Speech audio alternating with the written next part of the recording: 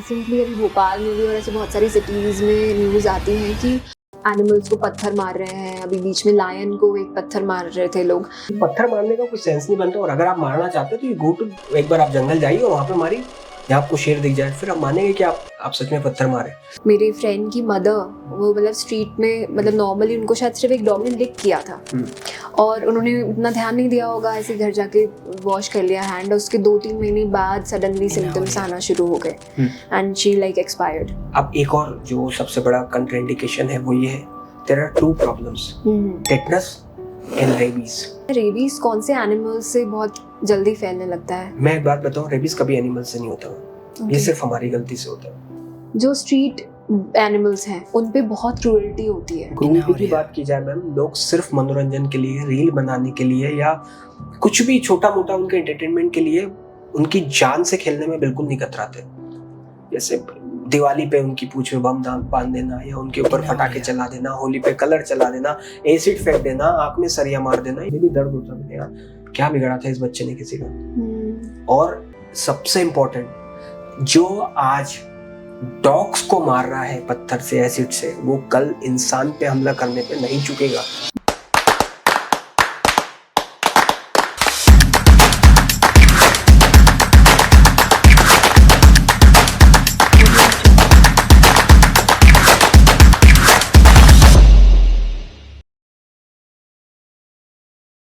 हमारी फीलिंग्स, हमारे इमोशंस, हमारी हैप्पीनेस, हमारा डिप्रेशन, इसकी इम्पोर्टेंस तो हम में है, बट आसपास के क्रीचर्स जो हमारे पेट्स हैं, हमारे डॉग्स, कैट्स, उनके दिमाग में क्या चल रहा है, उनके इमोशंस कैसे हैं, उनकी हेल्थ कैसी है, उनकी फीलिंग्स कैसी है, इन सब के बारे में बहुत कम लोग बात करते हैं। और उनमें से कुछ लोग होते हैं वेटनरी डॉक्टर्स। और आज इस शो पे एक डॉक्टर ऐसे ही आज हमें मिलने वाले हैं जो इस पॉडकास्ट पे हमें बताएंगे कि कैसे आप अपने पेट्स के बारे में और भी डिटेल में समझ सकते हैं कि वो कब दुखी होता है, उसे कब किस चीज़ की ज़रूरत होती है, उनको कैसे हेल्थ वाइज हैप्पी रखा जा सकता है और उनकी लैंग्वेज को कैसे समझा जा सकता है। ऐसे ही एक डॉक्टर आदर्श शर्मा जी हैं। Welcome sir, welcome to our show and thank you so much for coming. I would like to know कि आप इस प्रोफेशन में कैसे एंटर हुए हैं और हमारे व्यूअर्स को बताइए कि क्यों आपने एक नॉर्मल डॉक्टरशिप के बदले एक वेटनरी फील्ड अपनाई।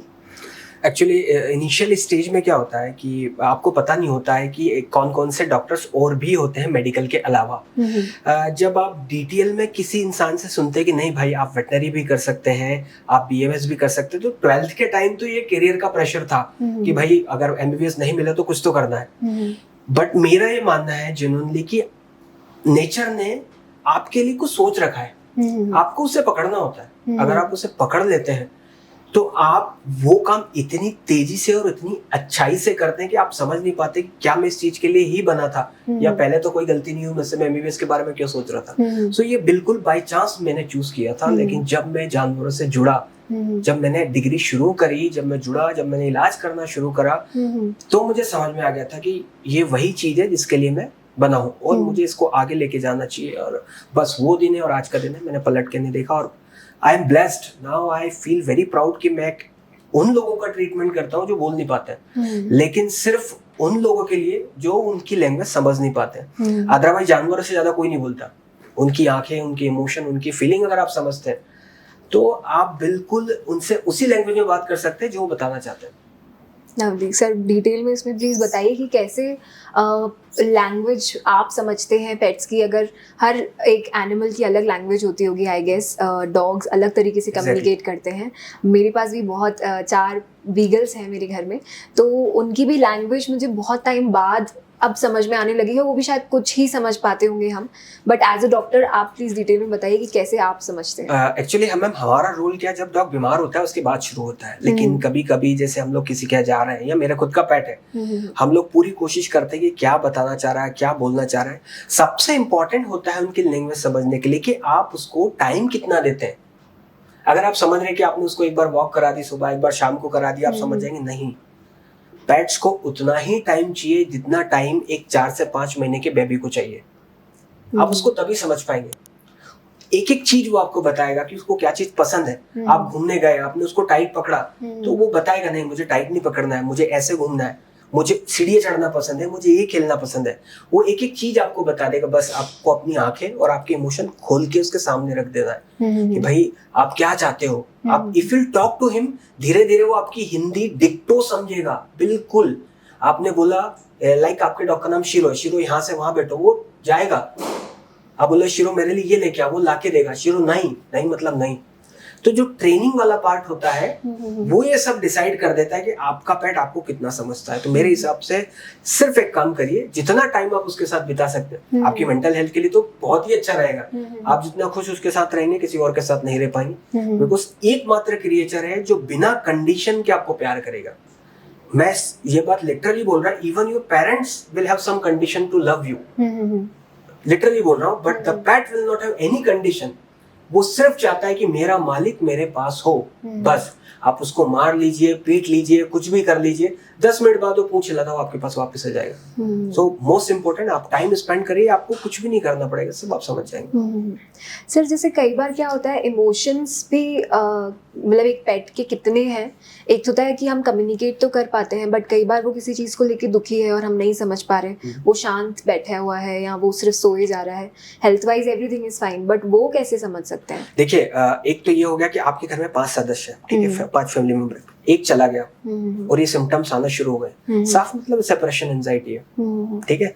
या 2 डॉग आप लेके आए थे, एक डॉग कहीं चला गया, दूसरा डॉग ऐसा फील कर रहा है, तो प्रॉब्लम हो गई है, ठीक है। या जैसे आप आज भोपाल में रहते हैं, आप इंदौर शिफ्ट हो गए, आपका डॉग वो फील कर रहा है कि नहीं वो खेल नहीं पा रहा है, वो एंजाइटी में है, वो उतने अच्छे से वहां पे घूम नहीं पा रहा है, या जो भी एक्टिविटी नॉर्मल कर रहा है वो नहीं कर पा रहा है, साफ मतलब ही इन्वायरमेंट की वजह से। इसके अलावा अगर कोई दिक्कत आती है तो फिर आपको रूटीनली उसका ब्लड टेस्ट या दूसरी चीजें करानी पड़ेगी, क्योंकि कोई ना कोई दिक्कत है। एक खासियत जो पेट्स की होती है, मैं लिटरली बताना चाहूंगा, ये अननेसेसरी आपको परेशान नहीं करते। ये तभी इतना साइलेंट होते हैं, या तो इनको सेपरेशन एंजाइटी हो या फिर ये बीमार है। अदरवाइज आप कुछ भी करिए, आप कुछ भी उनको डांट लीजिए, मार लीजिए, कुछ भी कर लीजिए, मतलब प्यार से, वो 5 मिनट से ज्यादा आपसे नाराज नहीं रहेगा। वो आके आपके पीछे फिर पूंछ लाने लगेगा, कुछ कुछ करने लगेगा। तो मेरे हिसाब से तो सेपरेशन एंजाइटी सबसे, और आपके पास तो बीगल है, बीगल सबसे प्रोन होता है सेपरेशन एंजाइटी के लिए, आप बहुत अच्छे से समझ सकते हैं। 2 दिन के लिए किसी बोर्डिंग में उसको डाल दीजिए आप, तीसरे दिन आप लेके आइए, आपसे बात नहीं करेगा और आपको समझ में आएगा कि ये जानबूझ के आपसे बात नहीं कर रहा है। सो ये वही समझ सकता है जो ट्रू पेट पेरेंट्स, ये मेरा मानना है। सर जैसे हम चेकअप्स की बात करें, अगर जैसे किसी को हेल्थ इश्यूज हो रहे हैं डॉग्स में या कैट्स में, तो उनके हेल्थ चेकअप्स के बारे में सर बताइए कुछ व्यूअर्स को। देखिए एक तो क्या हो गया, आपको 3 चीजें हमेशा ध्यान रखनी, क्या आपका डॉग खाना अच्छे से खा रहा है, क्या स्टूल या पॉटी अच्छे से कर रहा है, इसके अलावा एक्टिविटी क्या उसकी रेगुलर है। अगर ये 3 चीज उसकी ठीक है, आपका डॉग बिल्कुल हेल्दी, कोई डरने वाली बात नहीं है।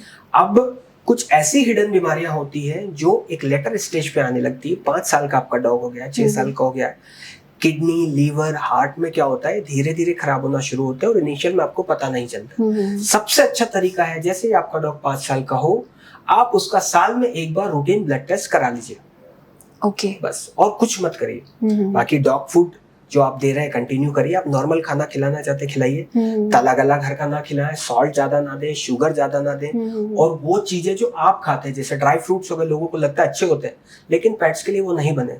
सबसे अच्छा खाना होता है पेट्स के लिए, या तो उनका डॉग फूड दीजिए या उबली हुई सब्जियां, लौकी, कद्दू, ककड़ी उबाली खिलाई।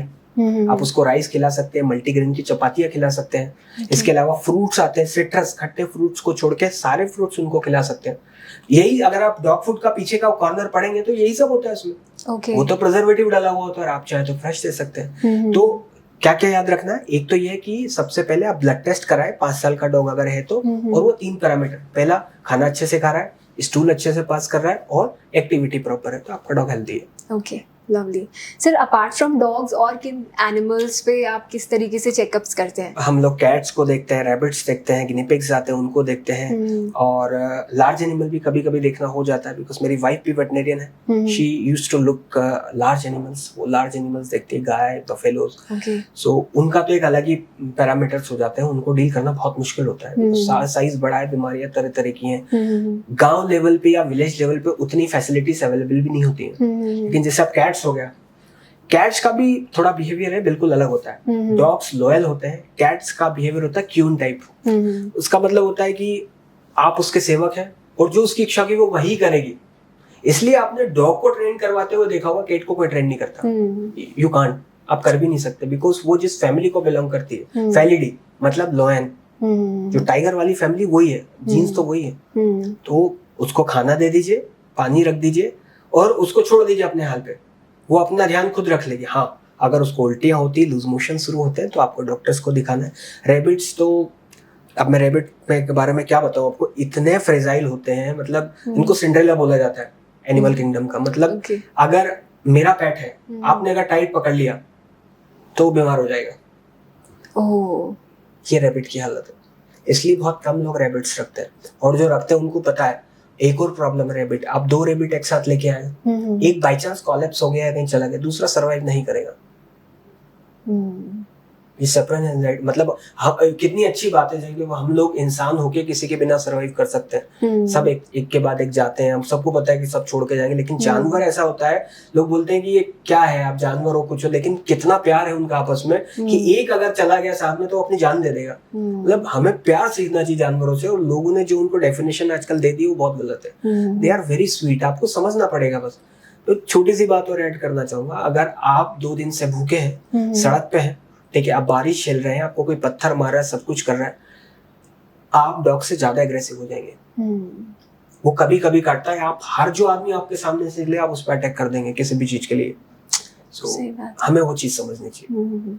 सर, जैसे आपने अभी बात टच करी, गांव में कई बार फैसिलिटीज कम है, आपको लगता है कि एनवायरनमेंट के भी कुछ चेंजेस ऐसे हुए हैं, चाहे वो प्लास्टिक्स इतना रोडों पे रखे रहना, कि हम, एक तो होता है हम पेट्स हैं जिन्होंने रखे हुए हैं, वो तो संभाल सकते हैं डॉक्टर्स को टाइम पे दिखा के, बाकी जो जानवर रास्ते पे हैं, जो जिनको टाइम पे खाना भी नहीं मिल रहा है, वो लोग प्लास्टिक्स पॉलिथीन्स खा रहे हैं, तो ऐसे केसेस भी आते हैं आपके पास? बिल्कुल ऐसे केसेस आते हैं, और आपने देखा होगा कई बार, आपने सड़क पे चलती हुई गाय देखी होगी बहुत सारे टाइम, वो जो गाय होती है वो, उसका एक तरफ का पेट जो होता है वो फूला हुआ आपको दिखेगा, और अगर वो लेफ्ट साइड का फूला हुआ है तो साफ समझ लीजिए उसने इतनी पॉलिथीन खा ली कि उसका पेट एक तरफ से भर चुका है। थोड़ी अच्छी बात ये होती है कि इनके पेट का 4 चेम्बर होता है, 4 में से एक चेम्बर ऐसा होता है जो बहुत बड़ा होता है, और जो लगभग 70 to 80 kg वेस्ट मटेरियल आराम से स्टोर कर सकता है। अब इसका मतलब ये तो नहीं कि हम उसको वेस्ट खिलाते जाएं। प्लास्टिक से इतना नुकसान होता है जानवर को कि आप समझ नहीं सकते। अगर हम ऑन अप्रॉक्स भी माने तो 80% डेथ जो होती है वो सिर्फ प्लास्टिक खाने की वजह से होती है, और गायों की ये होती है। अब गांव में आप गए और आप ऑपरेट कर रहे हैं सड़क पे, आपके पास ऑपरेशन थिएटर नहीं है, आपके पास वेल टेक्निकल लोग नहीं है, वो इंस्ट्रूमेंट्स नहीं है, आपको उस कंडीशन में ऑपरेट करना है। ऑपरेट करना इस एक टास्क है, उसके बाद उसकी रिकवरी कराना एक और टास्क है, क्योंकि इन सीजन जो उसका चीरा जो लगता है वो बहुत बड़ा लगता है। अब उसको रिकवर कराइए, उसकी सेवा करना बहुत मुश्किल काम है। और लोग पीतल की गाय की सेवा कर सकते हैं बहुत आसानी से, असली गाय की कोई नहीं करता, मैं लिटरली बोल रहा हूँ।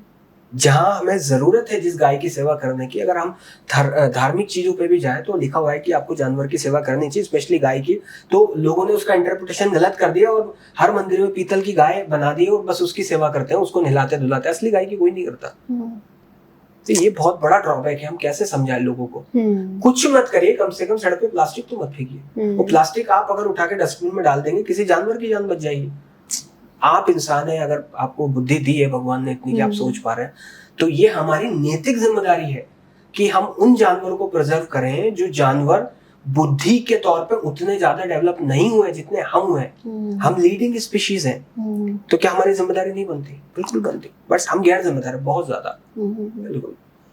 सर, जैसे फूड की हम बात कर रहे हैं, जैसे आपने बताया कि ड्राई फ्रूट्स नहीं खिलाने चाहिए, और ऐसी कौन सी फूड इंग्रेडिएंट्स हैं जो डॉग्स को नहीं? ये बहुत अच्छी बात आपने पूछी। देखिए, जब भी हम फूड की बात करते हैं तो डॉग और कैट में थोड़ा डिफरेंशिएट होता है। डॉग जो होते हैं आजकल ओमनीवोर हो गए, मतलब वो नॉन वेज भी खा सकते हैं और वेज भी खा सकते हैं आराम से। आप पूरी लाइफ वेज पे भी निकालोगे तो ऑन एंड ऑफ वो निकल जाएगी। कैट के साथ ऐसा नहीं, कैट को आपको नॉन वेज देना ही पड़ेगा, वो टिपिकल कार्निवोर होती है। तो अब क्या किया जाए?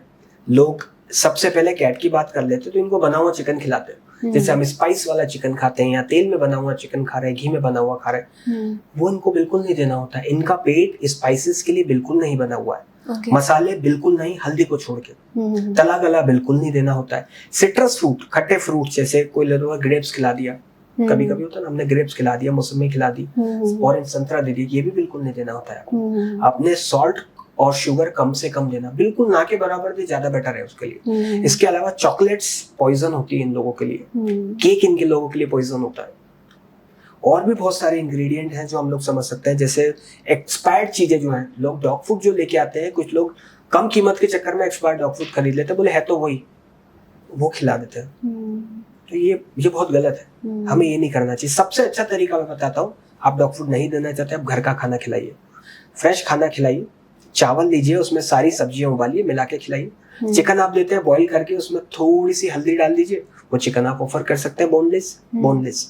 फिश आप खिला सकते हैं, कैट की बात अगर की जाए तो। और इसके अलावा ट्रीट्स इनकी आती हैं, आप वो दे सकते हैं। इनिशियल स्टेज की एक छोटी सी बात बताऊंगा, डॉग थोड़ा काटते हैं, मतलब काटते इन द सेंस उसको टीथिंग होती है, इस चक्कर में वो आपको पकड़ने की कोशिश करते हैं, काटते नहीं। मैंने गलत टर्म यूज कर लिया। तो आपको क्या करना होता है, आपको हार्ड चीजें ऑफर करनी होती है, बोन्स आती हैं, जो स्टिक्स आती हैं, जो डेंटल स्टिक्स होती है, आप ऑफर करिए तो रिलीफ मिलेगा उससे। सर अभी मेरे डॉग्स को 5 बेबीज हुए हैं छोटे, तो वही है कि उनके भी अभी वो टीथ में खुजली जो आप समझ सकते हैं, तो सारे लेदर और शूज पे ही उनका टारगेट रहता है।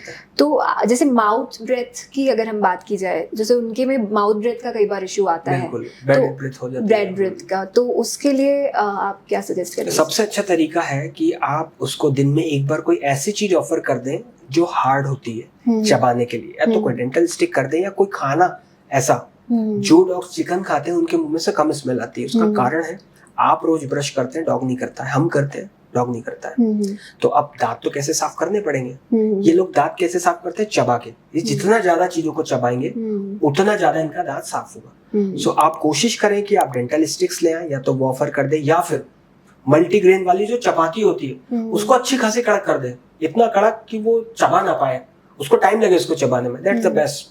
मतलब अगर आप नहीं स्पेंड करना चाहते बाहर, आप वो चपाती को अच्छे से बिल्कुल कड़क कर लीजिए, कुरकुरी टाइप होती है ना, वो करके उसको ऑफर करिए, वो आराम से, उसको भी मजा आएगा, खाने में भी टाइम लगेगा, दांत भी साफ हो जाएंगे, पेट भी भर जाएगा, आपके सारे काम हो जाएंगे। तो ये देसी ट्रिक है।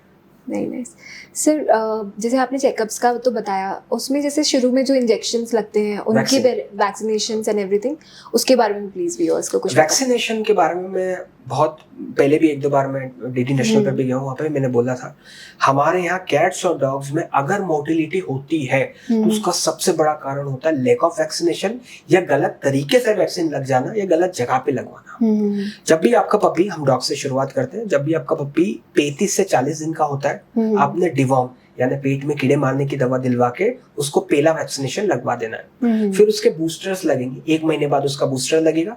3 महीने की एज पे, एक बार फिर रिपीट करूंगा, 3 महीने की एज पे आपको रेबीज लगवाना है और उसका बूस्टर लगवा देना है। फिर जब ये पूरा सेट कंप्लीट हो गया बूस्टर्स के साथ पहली बार में, फिर अगले साल से सिर्फ एक बार वैक्सीन लगवाना है, बूस्टर डोज वाला, बस। साल में एक बार वैक्सीनेशन होगा, और जब डॉग की एज 6 महीने हो जाए, हर 3 महीने में आप डिवॉर्मिंग करते रहिए। बहुत आसान है, टैबलेट्स मार्केट में मिलती हैं, 10 kg पे एक टैबलेट देनी होती है, और एक 35 kg पे एक देनी होती है। आपके डॉग के हिसाब से आप ले आइए और डिवॉर्म करते रहिए, आप बहुत कम खर्चा कर देंगे आपका। क्योंकि आप अगर पैसे बचाने के लिए वैक्सीन नहीं लगवा रहे हैं, इनकेस अगर आपका डॉग बीमार हुआ, बाई चांस उसको पार्वो हो गया, एक बीमारी जिसमें उल्टी होती है, लूज मोशन में ब्लड आते हैं और डॉग खाना छोड़ देता है, अगर आप उसको ट्रीट कराने जाएंगे तो लगभग 15 से 20 हजार रुपए आपके खर्च हो जाएंगे, और वैक्सीन लगेगा अच्छे से अच्छा 800 से 1000 रुपए में। तो मैं तो आपके फायदे की बात कर रहा हूँ, अगर आप लगवाएंगे तो बेस्ट है। कैट में भी सेम है, 2 वैक्सीन लगते हैं, एक 3 बीमारियों वाला और एक रेबीज। 45 से 50 दिन में पहला वैक्सीन लग जाएगा, वो भी डिवॉर्मिंग करा के, मतलब पेट के कीड़े मारने के बाद, जो दवाई देने के बाद आपको लगवा लीजिए। 3 महीने पे रेबीज लगवा लीजिए, बूस्टर शॉट्स हो जाएंगे। बहुत बहुत आसान है, आप किसी भी डॉक्टर के पास जाएंगे, सरकारी अस्पताल में लगवा लीजिए। You do not want to spend money, सरकारी में लगवा लीजिए, क्योंकि कुछ बीमारियां जानवरों से इंसानों में भी होती है, वो भी उससे बच जाती है।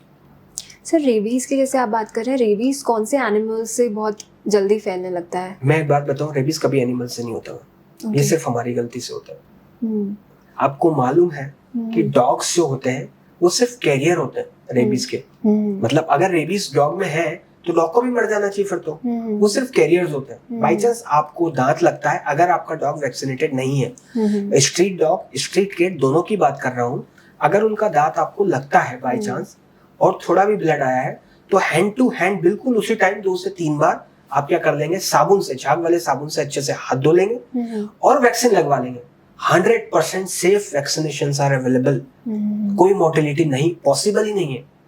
जब आपको पता है कि वैक्सीन लगवाने पे कुछ प्रॉब्लम नहीं आएगी तो लगवाते नहीं, लोग इग्नोर करते हैं। भाई अगर आप मान लो रेबीज छोड़ दीजिए, एक बच्चे को हेपेटाइटिस का इंजेक्शन लगता है, आपने नहीं लगवाया वैक्सीन, आपके बच्चे को लेटर स्टेज में जाके हेपेटाइटिस हो गया, तो इसमें गलती किसकी? आपकी ना, आपने वैक्सीन नहीं लगवाया, बच्चे ने इन्फेक्शन बाहर से कैच कर लिया। सेम इसके साथ है, जब आपको मालूम है कि रेबीज हो सकता है, काटा है, डॉग नॉन वैक्सीनेटेड है, आप वैक्सीन लगवा लीजिए बस। फालतू डॉग को या कैट को ब्लेम करना बहुत गलत है। इम्यूनोग्लोबुलिन से हैंड टू हैंड, आप डीप काटा है तो इम्यूनोग्लोबुलिन लोकली लगते हैं जहाँ पे काटा है वहीं पे, बस अब बहुत आसानी से सॉल्व हो जाएगा। सिर्फ दांत से ही होता है, सलाइवा से भी होता है? सलाइवा मेनली सलाइवा से ही होता है, दांत तो काटने के लिए होते हैं, मतलब इन केस उसने काटा तो उसने जख्म बना दिया मान लो वहाँ पे, सलाइवा में है, अब सीधी बात है दांत के साथ सलाइवा तो लगेगा ही लगेगा, तो वो होता सलाइवा में है, ठीक है, पर दांत के थ्रू पहुंचता है। कोई भी जैसे स्नेक बाइट हुई है तो जहर तो अंदर होता है लेकिन वो पहले दांत गड़ाएगा फिर लगे, सेम ऐसा होता है इसमें। सर हमारे मतलब मेरे नोन में केस हुआ था बहुत डिफरेंट।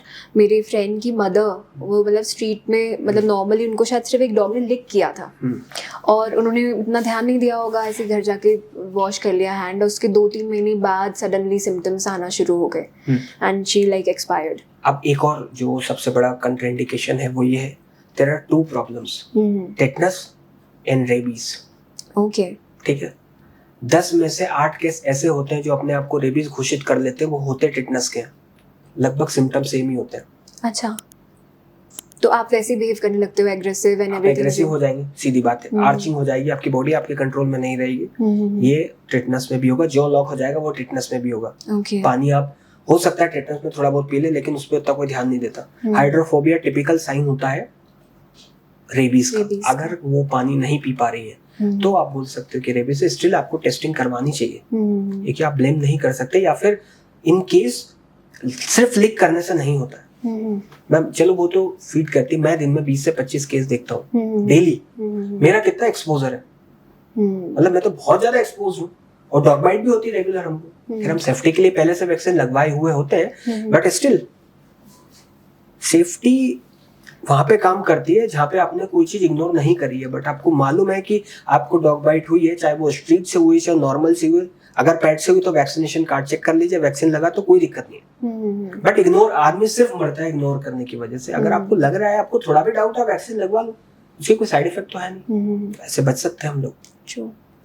सर और भी जैसे लेटर स्टेज में जो पेट्स को बीमारियां होती हैं, जैसे रिसेंटली मेरे सबसे एल्डर डॉग को डायबिटीज़ हुआ है, ठीक है, तो वो हम क्या खिलाया होगा ऐसा जो हुआ होगा, और अब क्या हमें उसमें प्रिकॉशंस लेने चाहिए?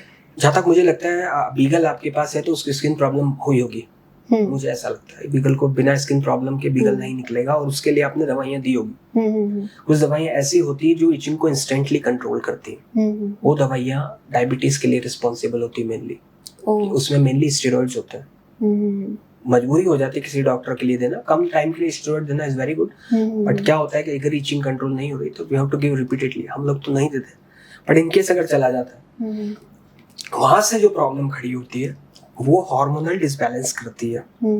उसकी वजह से थायराइड भी होगा डॉग को, और थायराइड के साथ साथ पेनक्रियाटिक ग्लैंड, पेनक्रियास जो होता है वो ग्लैंड होती है जो इंसुलिन रिलीज करती है। Insulin is responsible for diabetes को कंट्रोल करने के लिए। अगर इंसुलिन कम रिलीज होगा तो शुगर को कम डाइजेस्ट होगी बॉडी में, और जो बची हुई शुगर है वो शुगर मतलब वही डायबिटीज बन जाएगी। तो मुझे ऐसा लगता है कि या तो वो दवाइयाँ हुई होंगी या फिर आपने मैम मीठा खिलाया होगा, कुछ ना कुछ तो गड़बड़ हुई है तभी हुआ, अदरवाइज मीठा तो सर मतलब आई गेस होपफुली जो भी मतलब रख रहे हैं पेट्स और सुन रहे हैं, मीठा तो आई गेस शुरू से ही बताया जाता है कि नहीं खिलाना चाहिए।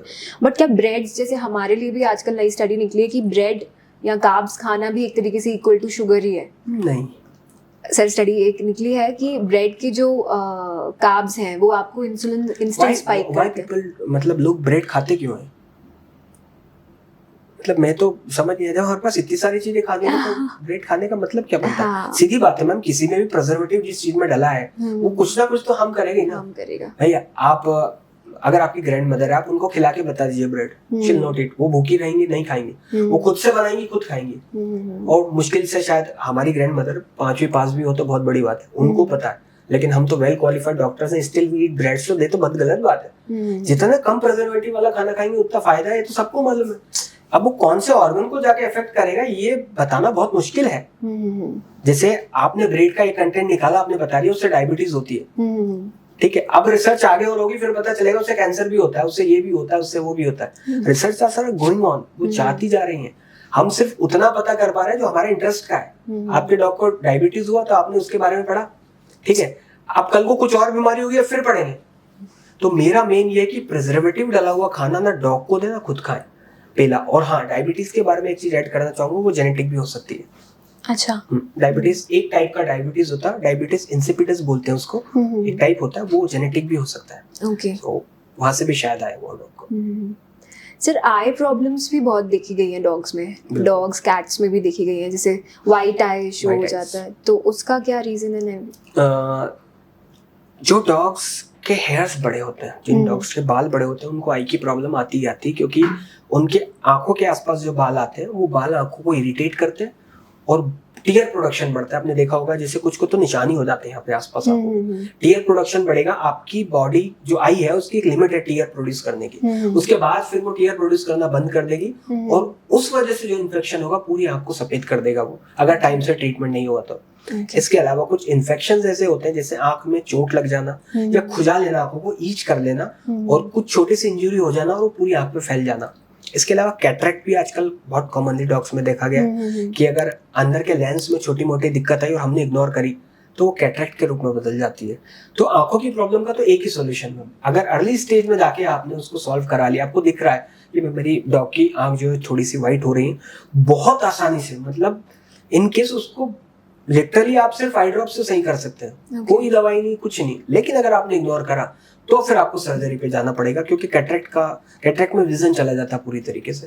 फिर आपको जो अंदर का लेंस होता है वो चेंज करना होता है, वो सर्जरीज आजकल होने लगी, आपको वही करवानी पड़ती है फिर। ओके सर, जैसे आपने कहा कि कुछ ऐसी दवाई होती है जो कई बार डॉक्टर्स को बाय डिफॉल्ट देना ही पड़ता है और डायबिटीज जैसा हो सकता है, ऐसे कई बार हम लोग भी जो पेट्स रख रहे हैं वो खुद से ही कोई दवाई जैसे पैरासिटामोल या ये सब दे देते हैं, तो इन पे प्लीज कुछ डीपली बताइए।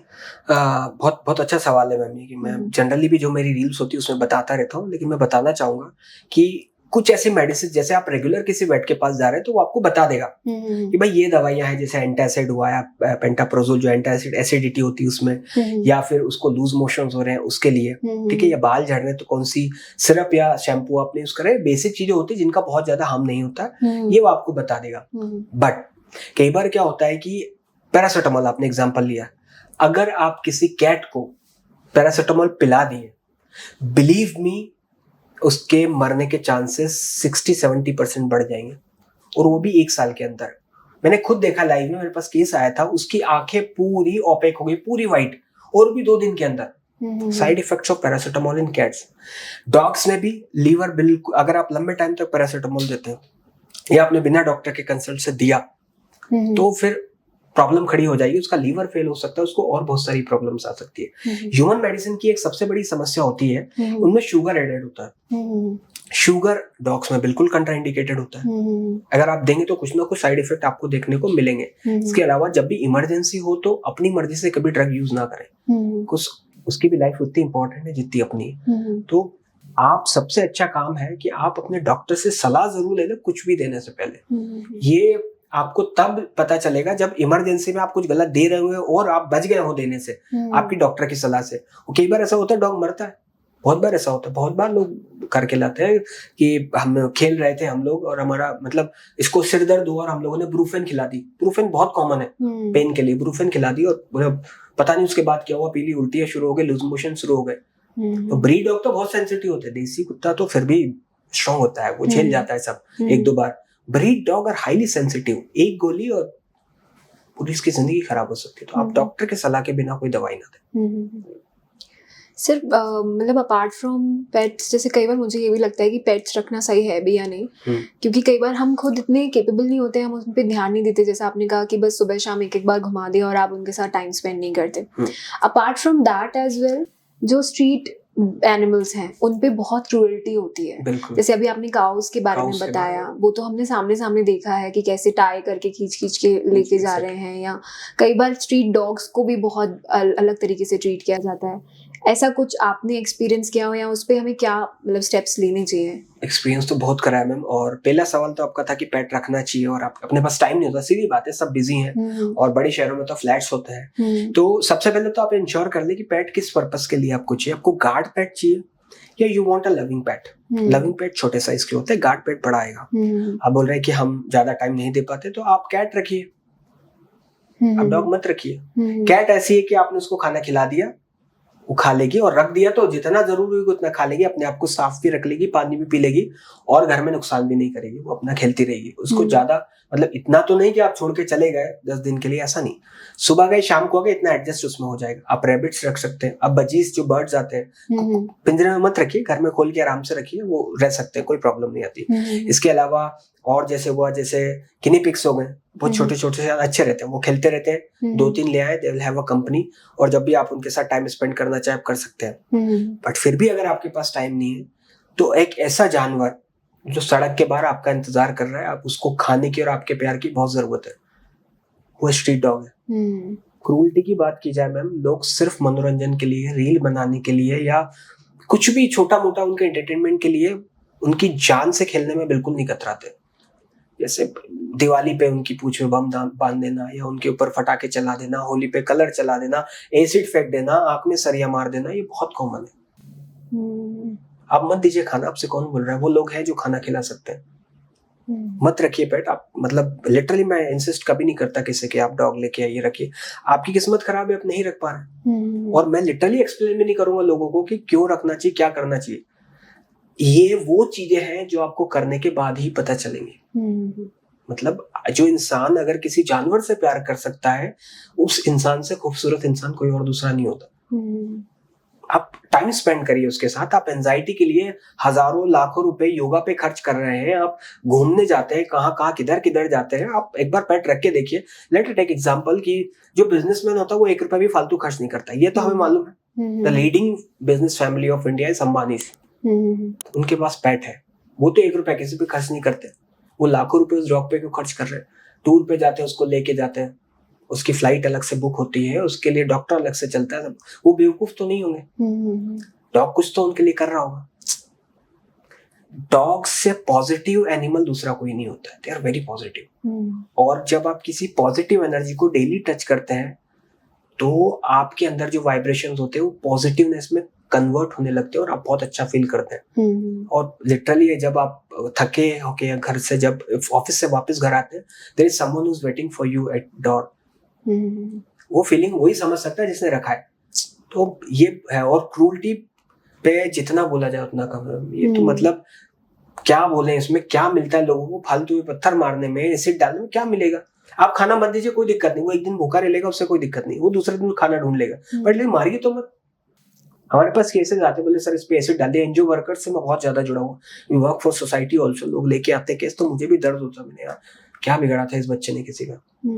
और सबसे इम्पोर्टेंट, जो आज डॉग्स को मार रहा है पत्थर से, एसिड से, वो कल इंसान पे हमला करने पे नहीं चुकेगा। ये बात लोग समझते नहीं है और ये हो रहा है। इस पे तो इतना ही बोल पाऊंगा बस मैं। सर इमोशंस की जैसे आपने बात की, मुझे अपना एक पर्सनल इंसिडेंट याद आया। मेरे जो सबसे पहला डॉग था, अभी तो आउट ऑफ एज चले गए, जोई नाम से। तो वो जब मेरी मदर के फादर, मतलब मेरे नाना जी जब गुजरे थे, तो मेरी मदर रो रहे थे और literally he came and set like beside her, और उन्होंने लिटरली ऐसे आंसू चाटे हैं मतलब मेरी मदर के। तो वो जो कनेक्शन आप बोल रहे हैं, I can actually feel it. और वो एक डॉग के अंदर जो इमोशन होता है, आपसे कह रहे हैं कि कोई एक ह्यूमन बीइंग भी हो उस लेवल का लव और केयर आपको नहीं दे सकता। कोई नहीं कर सकता। मैं खुद फील कर चुका हूँ ये बात। मैं तो पिछले 3 साल से ऐसा कोई दिन नहीं गया जिस दिन मैंने 10 या 15 डॉग्स को टच नहीं कराया, कैट को टच नहीं कराया। और जिस एज में मैं हूँ, या जो है, जो मेरा एंगर कंट्रोल है या मेरी एंजाइटी में, वैसे तो मुझे होती नहीं, बिकॉज मैं ऐसे लोगों के बीच में, डॉग्स के बीच में काम कर रहे हैं, तो एंजाइटी स्ट्रेस का तो कोई बनता नहीं। स्टिल वो चीज मैनेज करना मुझे बहुत आसानी हो जाती है। लोग छुट्टी लेके बाहर घूमने जाते हैं, मैं छुट्टी लेके वापस काम शुरू करता हूँ, क्योंकि मुझे मजा आता है किसी की जान बचाने में, किसी के साथ खेलने में। मैं आपको एक चीज बताऊंगा, आप भरोसा नहीं करेंगे। जैसे आप मान लो कोई डॉग आपके लिए अननोन है, ठीक है, तो आप कोशिश करेंगे उससे मिले तो मजल लगा ले पहले। अब हमारे पास तो हर डॉग अननोन आता है। अगर 20 डॉग दिन में हमारे क्लिनिक पे आए मैम, 1 या 2 को मजल लगेगी बस, बाकी सबको बॉटल, इंजेक्शन, ड्रिप, पट्टी बिना मजल के करते हैं, मजल भी नहीं लगाते उसको। और 3 साल में एक गलत इंसिडेंट भी क्लिनिक पे नहीं हुआ है। 3 असिस्टेंट है मेरे पास जो काम करते हैं, जो मैं फॉलो करता हूँ सेम वो फॉलो करते हैं, आज तक कभी नहीं हुआ। डॉग इतना कोऑपरेटिव होता है, उसको पता चल जाता है कि ये क्या करना चाह रहे हैं मेरे से। सो हमें उनकी फीलिंग्स के रिस्पेक्ट करना चाहिए। नाइस।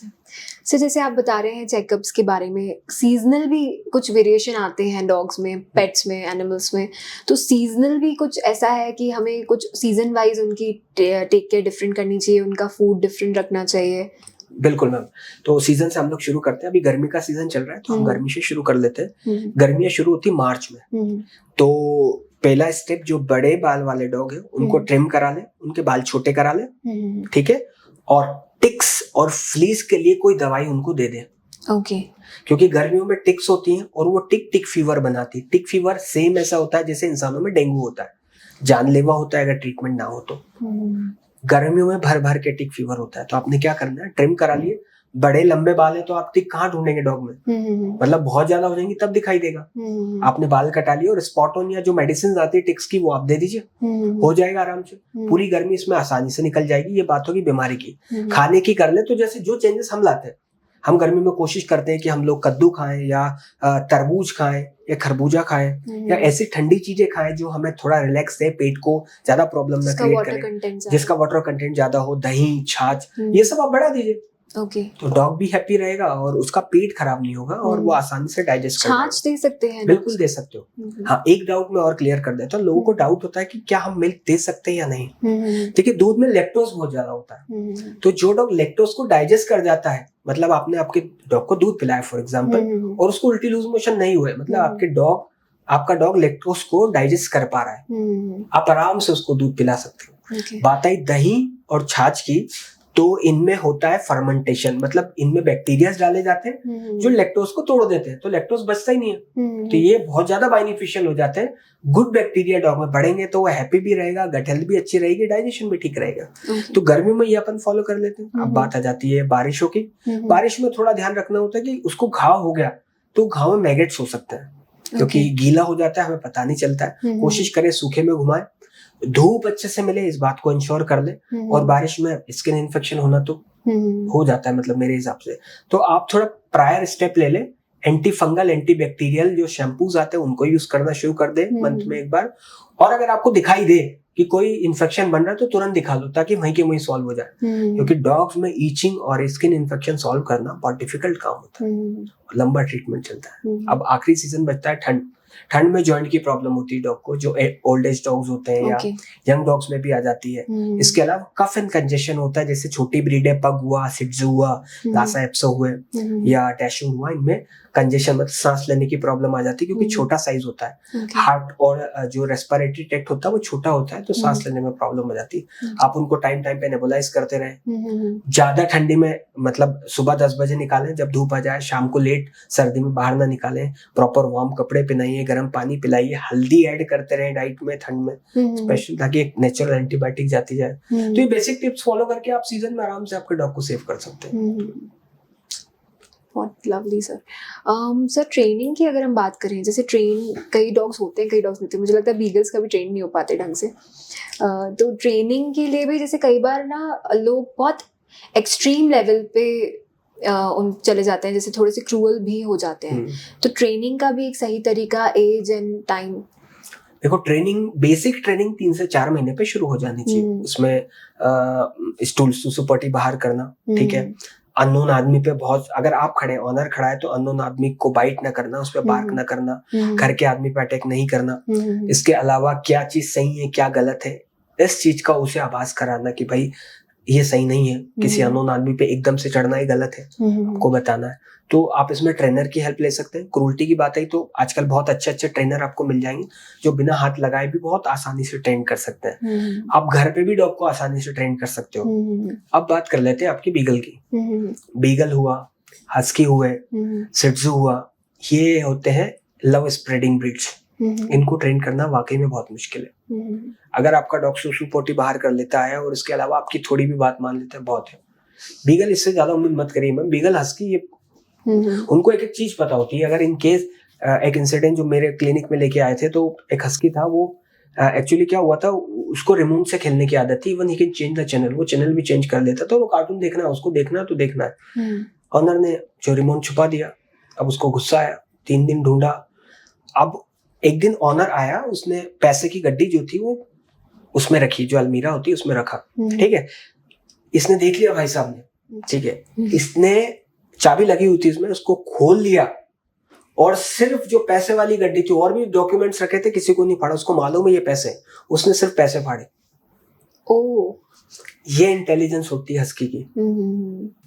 तो आप इनसे ज्यादा भांति ना पड़े, ज्यादा बेटर। हाँ, अगर वो कुछ गलत करता है, किसी को बाइट करता है एग्रेसिवली, तो ठीक है। अदरवाइज एक नेचुरल बिहेवियर भी होता है। किसी कोई नॉटी बच्चा है तो वो नॉटी रहे तो ही अच्छा लगेगा। आपने ओवर ट्रेन करा दिया उसको, अब वो मूर्ति बन के बैठा हुआ है। लोग मेरे पास आते हैं, सर सैल्यूट करना सिखवा दो, इसको ये करवा दो। दैट्स आर्मी में डिसिप्लिन होता है, वो बात अलग है। आप घर के कुत्ते से सैल्यूट करवा के करोगे क्या?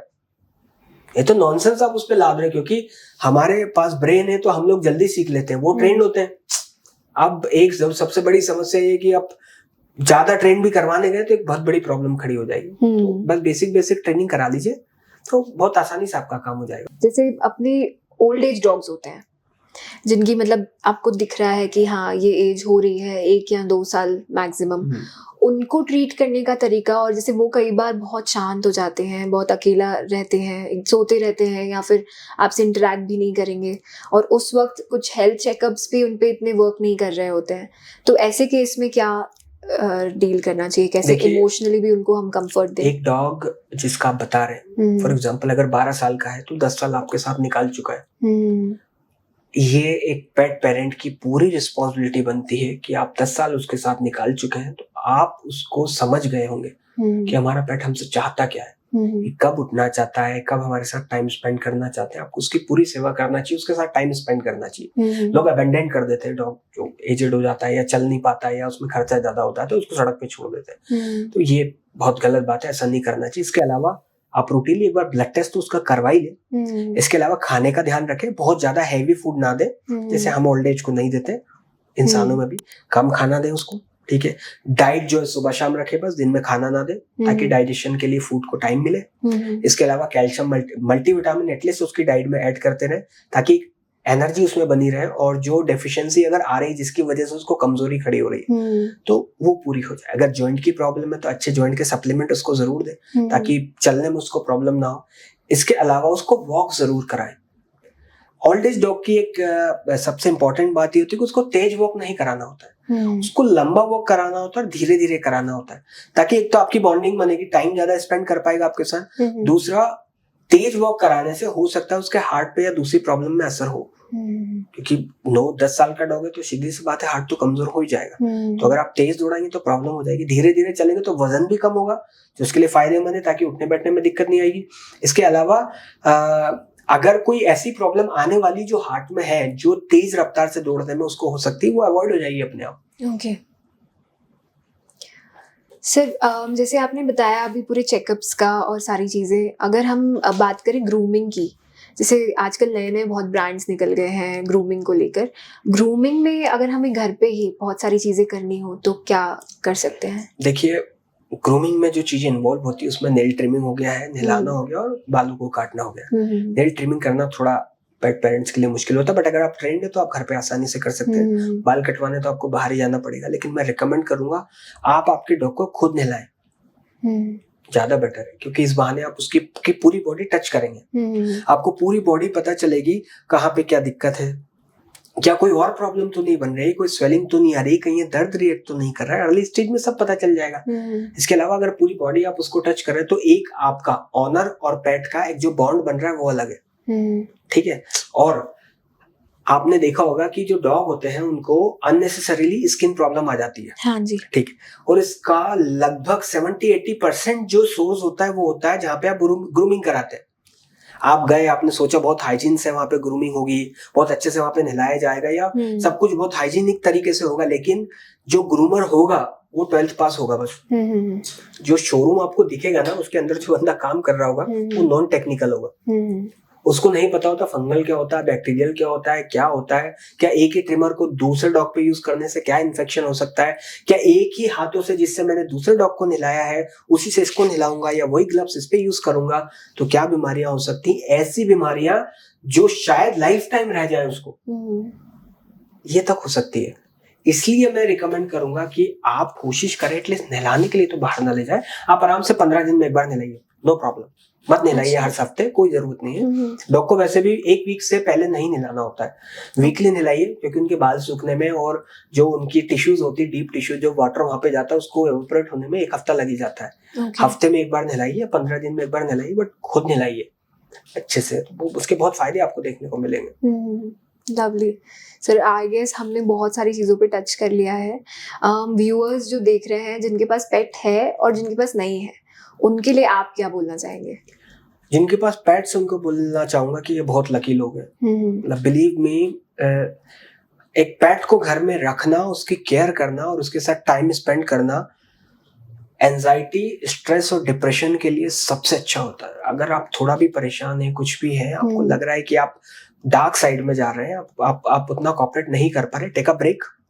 आप आपके डॉग को लेके निकल जाइए, तो जो भी गाड़ी है, छोटी बड़ी कुछ भी, वो तो वो मना नहीं करेगा।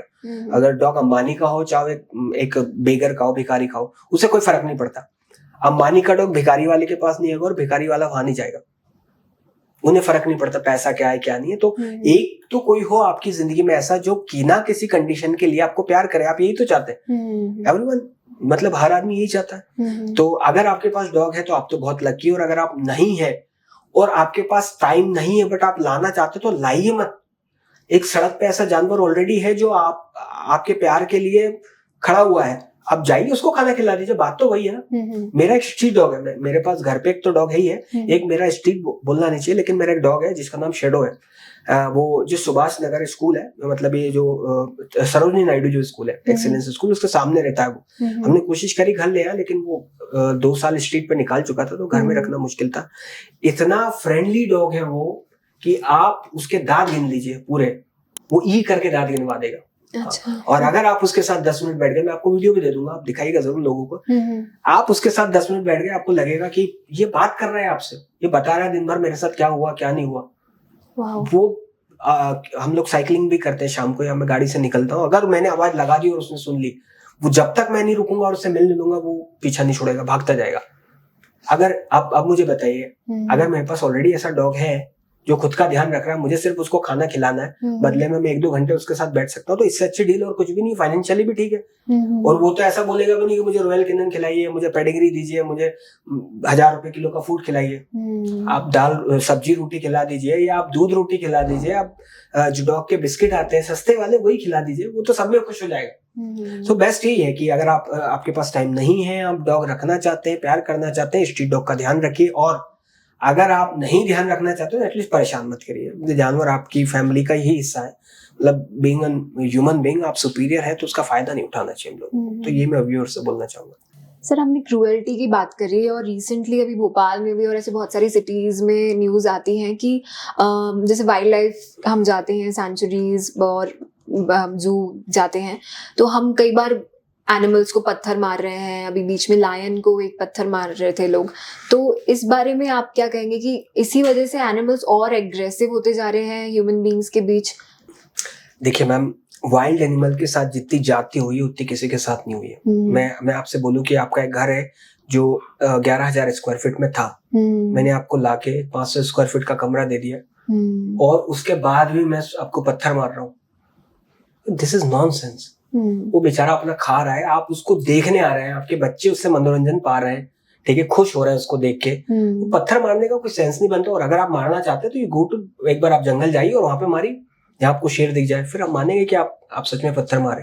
वाइल्ड एनिमल से ज्यादा किसी ने सफर नहीं करा है मैम। कहाँ रहते थे, कितना बड़ा जंगल उन लोगों का हुआ करता था, हमने काट के उनको जू में डाल दिया और वहां भी चैन से नहीं जीने दे रहे। तो बहुत गलत बात है। मतलब इससे आप हमारी मेंटेलिटी समझ सकते हैं कि हम अपने मनोरंजन के लिए कुछ भी कर सकते हैं, पेड़ काट सकते हैं, और उसके बाद भी आपने सब कर लिया और उसके बाद भी आप एंजाइटी और डिप्रेशन का ही शिकार हुए, आप खुश भी नहीं हो पाए। हमसे अच्छे लोग तो हमारे पूर्वज थे बेचारे, जो कम पढ़े लिखे थे, एटलीस्ट वो हर चीज की रिस्पेक्ट तो करते थे। वो कभी जंगलों को ज्यादा नहीं काटते थे, वो बोले ये जंगली जानवरों का एरिया है, इनको वहां रहने दो, वहां पे नहीं जाना है। और ये जो जंगली जानवर सड़कों पे आ रहे हैं, लोगों से जो इंटरेक्शन बढ़ रहा है, इसी की वजह से और नई बीमारियां बन रही है जिनका कोई इलाज नहीं है। तो मेरे हिसाब से वाइल्ड एनिमल को छेड़ना बहुत गलत है। ये तो मतलब एक मोरल साइंस, जो सेकंड या थर्ड क्लास का जो बच्चा होता है उसको भी पता होता है कि फालतू में किसी को पत्थर नहीं मारना होता है। अब अगर लोगों में इतनी भी सेंसिटिविटी नहीं है तो मतलब फिर हमें इंसान नहीं बोलना चाहिए उनको, वो जानवर से भी बेकार है। एटलीस्ट वो तो आप पे कुछ नहीं कर रहा है। तो इस बात का बिल्कुल ध्यान रखें लोग कि अगर आप कहीं घूमने जा रहे हैं, अगर आप सफारी का मजा ले रहे हैं या कुछ भी कर रहे हैं, तो जानवरों से नहीं छेड़ें, वो वैसे ही बहुत परेशान है। That's very important for us and everyone कि आप जंगली जानवरों को कभी भी जू में परेशान ना करें। Well said sir. सर आपका पर्सनल मैं एक एक्सपीरियंस पूछना चाहूंगी कि इतने टाइम तक आपने जानवरों से क्या ऐसी ट्रेट सीखे हैं जो हर एक इंसान में होने चाहिए? पेशेंस, एक ही चीज सीखी बस, पेशेंस। और अगर आप, जैसे मैं बुक्स पढ़ता रहता हूँ और बहुत सारी मैंने फॉरेन जो ऑथर्स हैं उनकी और इंडियन ऑथर्स की बहुत सारी बुक्स पढ़ी है। आखिरी में जाके अगर आप पढ़ेंगे, कंक्लूड करेंगे, तो वो सिर्फ दो ही चीज बताएंगे, परसिवरेंस एंड पेशेंस, मतलब दृढ़ता और धैर्य। जानवर से ज्यादा धैर्य और किसी में नहीं होता, किसी में नहीं होता। वो मतलब ऐसी बीमारियों के साथ भी अगर मालिक साथ है उसके, तो ऐसी बीमारियों से भी लड़ जाता है जो बीमारियां शायद सही नहीं हो पाए। और आप उसको मैं फिर से कोई बोलूंगा, आप उसको पीट लीजिए, मार लीजिए, कुछ भी कर लीजिए, वो आपका साथ नहीं छोड़ेगा। वो हमेशा पेशेंस से ही काम करेगा, वो आपको कभी बाइट नहीं करेगा, कभी आपके साथ ट्रबल क्रिएट नहीं करेगा। इससे अच्छी चीज और क्या सीख सकते हैं हम लोग? अगर आप पेशेंस सीख गए लाइफ में, तो you can win any race. मेरी तो जिंदगी बदल गई। मतलब मैं क्या था, क्या से क्या हो गया हूँ 3 साल में। मैंने पैसा तो मैं खुद बोल रहा है, एक्सेप्ट करता हूँ, मैंने पैसा कमाया है, मैं मेरी रोजी रोटी उसी से चलती है। बट जो मेंटली मेरी मेंटेलिटी जो बदली है, वो बहुत लिटरली बहुत अलग लेवल पे बदली है। कि पहले मैं भी कोई इतना ज्यादा एनिमल लवर था नहीं। जब से कॉलेज में गया हूँ, पढ़ाई करी है, और जब से ट्रीटमेंट शुरू किया, तब से पता चला यार कि एक तो लोगों का लगाव जानवरों से कितना ज्यादा है। आप विश्वास नहीं करेंगे, मेरे पास एक केस आया था कि डॉग को हार्ट में थोड़ा प्रॉब्लम था। आई टोल्ड देम कि it's not possible here to operate him in India. उन लोगों ने चार्टेड प्लेन करा, they went to Italy from Mumbai, और उसका ऑपरेशन करा के लाया। उसका 41 लाख का खर्चा हुआ था। वो तो वेल टू डू थे, उन्होंने बोला नहीं हम कराएंगे, we love him. Very nice. This is the level of people. मतलब आप मेरी बात पे विश्वास मत करिए। यू कीप अ डॉग, और नहीं रख सकते तो आप सिर्फ प्यार करके देखिए। जो जानवर सड़क पे घूम रहे हैं उसको खाना खिला के देखिए, गाय घूम रही है उसका ध्यान रख के देखिए। आपकी लाइफ में अपने आप चेंजेस आने लगेंगे। आप बहुत बहुत बहुत अच्छे इंसान बन के उभरेंगे। Lovely said sir, thank you so much. तो लास्ट में व्यूअर्स के लिए जानना चाहूंगी कि अगर आपसे पर्सनली कनेक्ट करना हो तो उनके लिए एक, आप अगर मुझसे कनेक्ट करना चाहते हैं तो आप सीधा गूगल पे भी सर्च कर सकते हैं। मेरे क्लिनिक का नाम है पेट संजीवनी। आप सर्च करेंगे तो आपको मैं बहुत आसानी से, वहाँ पे विजिबिलिटी है, अच्छे रिव्यूज है, तो आप वो भी देख सकते हैं। क्लिनिक का पूरा जो भी प्रोस्पेक्टस है वहाँ पे डला हुआ है, कौन कौन सी फैसिलिटीज है वो भी डली हुई है। इसके अलावा आप इंस्टाग्राम पे भी अगर जाएंगे, डॉक्टर आदर्श के नाम से सर्च करेंगे, सो वहाँ पे भी मैं आपको मिल जाऊंगा। और फेसबुक पे भी डॉक्टर आदर्श के नाम से है। तो इन तीनों प्लेटफॉर्म पे आप कहीं से, गूगल पे तो मेरा नंबर भी डला हुआ है। तो अगर आपको पर्सनली कोई प्रॉब्लम आती है, ऐसी प्रॉब्लम जो फोन पे सॉल्व हो सकती है, याद रखिएगा, ऐसी प्रॉब्लम जो फोन पे सॉल्व हो सकती है, तो आप जरूर मुझे कॉल लगाइए। और अगर आपको कोई ऐसा काम करना है जो आप शेल्टर बनाना चाहते हैं, या स्ट्रीट डॉग के लिए कोई काम करना चाहते हैं, या फंड अवेलेबल आपके पास नहीं है, आपको लग रहा है कि डॉक्टर्स ज्यादा चार्ज कर लेंगे, कैसे इलाज कराएं, आप मेरी मदद बिल्कुल ले सकते हैं। We are always ready 24/7 for animals, because what I am today that's because of animals. So हम बिल्कुल तैयार है, कभी भी जानवर के लिए कोई भी मदद चाहिए, हम बिल्कुल तैयार हैं। Wonderful sir. So this is the end of our podcast and I guess ऐसी बहुत कम पर्सनालिटीज होती हैं जो जो क्रिएचर्स बोल नहीं पा रहे उनकी सेंसिटिविटी को समझना और उसको अपनी लाइफ बना लेना। तो आप जैसे लोग और आपका और भी काम बढ़े, और thank you so much for coming on this show. And I guess इसके ज़रिए व्यूअर्स को बहुत सारा नॉलेज मिला है कि कैसे अपने पेट्स को और अच्छे से ध्यान रखें और एनिमल्स के प्रति थोड़ी सेंसिटिविटी बढ़ाएं। And all the description will be like given in the below section. And just a small gesture from our side, sir. It was lovely having you on this. Thank you, sir. Thank you, ma'am.